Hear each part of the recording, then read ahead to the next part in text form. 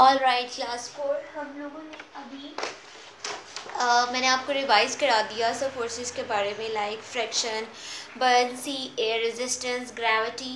Now what you are suppose to do, आपने अपनी workbook का पेज नंबर 32 ओपन करना है और हम इससे रिलेटेड, फोर्सेस से रिलेटेड वहाँ पर जो क्वेश्चंस हैं we have to solve them.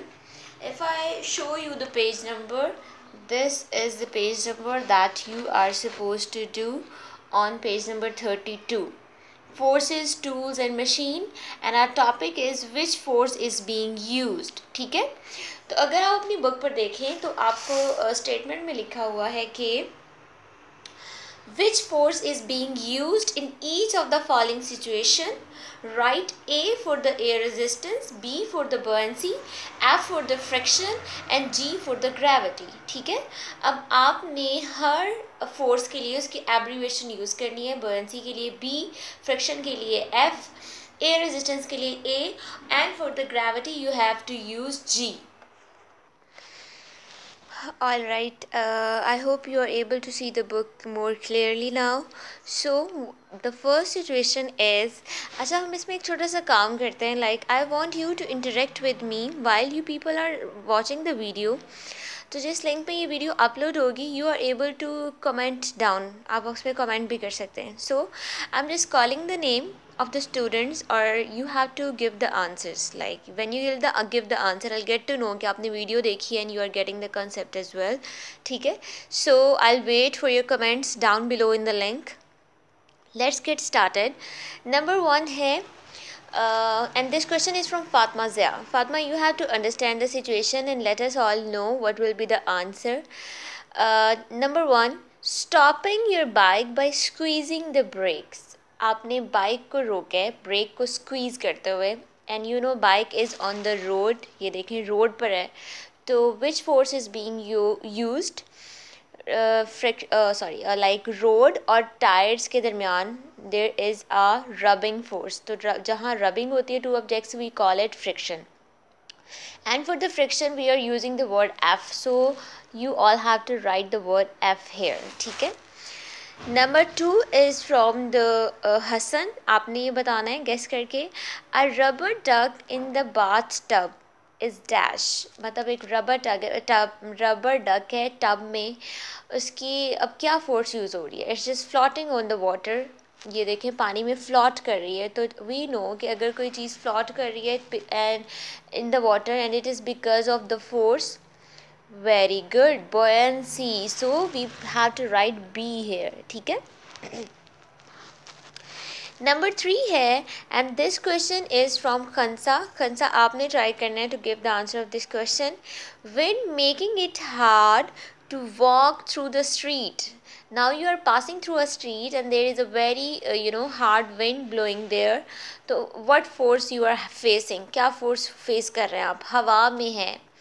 Very good, air resistance, so we are writing A here, A stand for the air resistance। ठीक है, नंबर 4 देखें, using a pen, for example I'm just writing over here, I am writing here my name। अब क्या हो रहा है, pencil के साथ और पेपर के साथ टू ऑब्जेक्ट्स हैं, आई am just rubbing this pencil over here. जब रब कर रहे हैं तो which force is being used, it is buoyancy, oh sorry, is it buoyancy? No, it's not buoyancy, it's friction। Yes, so you will write F here। ठीक है, number 5 है, a ball falling to the ground after being kicked into the air। Abdul Hadi, this is the question from you. आपने guess करना है कि एक ball है जिसको आपने किक किया है, first is it go up then it's coming down towards the earth, कौन सी फोर्स यूज़ हो रही है, किस फोर्स की वजह से the ball is coming toward the earth. Very well done, it's gravity. So what we are going to write, we will write G. Yes, number 6 देखें, a flag flying, a flag is flying in the air. Who will tell me the answer of this question? Haseeb, yes, you have to give the answer of this question and you have to comment down in the comment box कि क्या answer था इसका। ठीक है, number 6, yes, very good, as it is related to the air, so we will write A, air resistance, so I am writing A here। A stand for the air resistance. Number 7 देखें, a boat floating on the sea. A boat sea पे float कर रही है and it's about water and we know what force is there in the water. Haider Nasir, you have to try. Tell us like which force is there. Very good. It's buoyancy. So you people have to write B. B stand for the buoyancy. Now this question I'm asking from the Mohit. Mohit, you have to try to give the answer. Read the statement number 8 और situation है हमारे पास wind in the sails of a sailboat. अब हमारे पास sail boat में wind in the sails of a sailboat. We are talking about the wind. आपने देखा sail boat में आगे उसके हल्का थिन सा कपड़ा लगा होता है और वो मूव कर रहा होता है and then the boat is also moving along. और वो आपको एयर की डायरेक्शन भी बताता है कि हवा किस साइड की है. So which force is being used here as it is related to the air. So it's very easy to guess. Very good. It's air resistance. So you have to write A. Number 9 is from this question is from the girls. Girls में से हमें बताएंगी Haniya you have to try. Number 9 है striking a match. जब आप match stick से match stick को match box के साथ रब करते हैं, आग लगती है और आप दो ऑब्जेक्ट्स को रब कर रहे हैं, तो which force is used? It's friction. Very good. F. Number 10 है dropping your mother favorite vase on the floor. Yes, अब ये क्या हो गया? आपने अपनी मदर का फेवरेट वाज जो है वो आपने फ्लोर पे थ्रो कर दिया है. What's gonna happen? वो टूट जाएगा, ज़मीन की तरफ आया है. तो which force is there? Very good. It's gravity. Number 11 a log flowing downstream in the river. log हम कहते हैं लकड़ी के बड़े से टुकड़े को. ठीक है. अबान you have to give the answer of this question. एक लकड़ी का बड़ा सा टुकड़ा है और पानी के ऊपर फ्लोट कर रहा है. Which force is being used there? Which force is being used here? Very good. As it is related to the water and is floating, so we are writing B here and B stand for what? Buoyancy. Very good. Number 12 है rubbing your hands together quickly. ये आपने अभी करना है. जल्दी से अपने hands को आपस में rub करें and see क्या कर रहे हैं आप. rubbing हो रही है, heat is being produced. आप इसको slow भी कर सकते हैं. You can do it fastly. So which force is being used? Who is going to tell me the answer of this question? Khansa.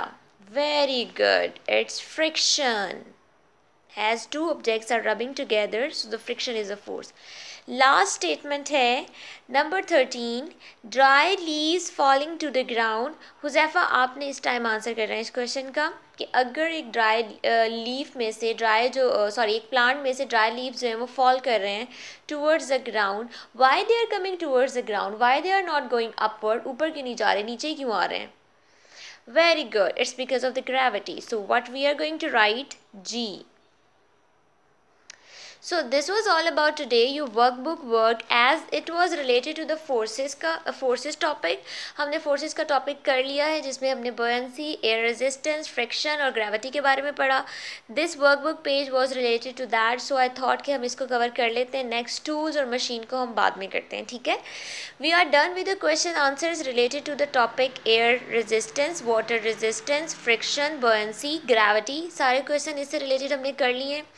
We are completely done with this topic. Now what you are supposed to do, आपने ये workbook का काम करने के बाद और अब जिन students के मैंने नेम कॉल किए हैं, you people have to comment down.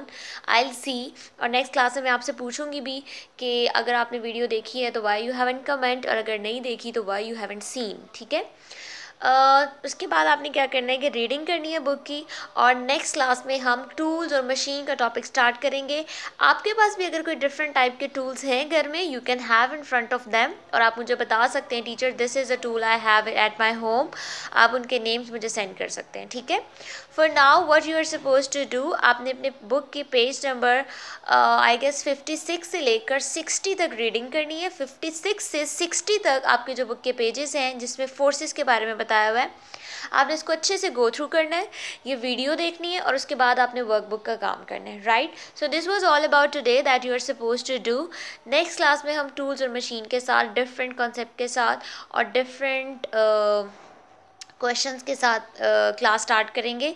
Till that take care of yourself, have a good time, अल्लाह हाफिज़।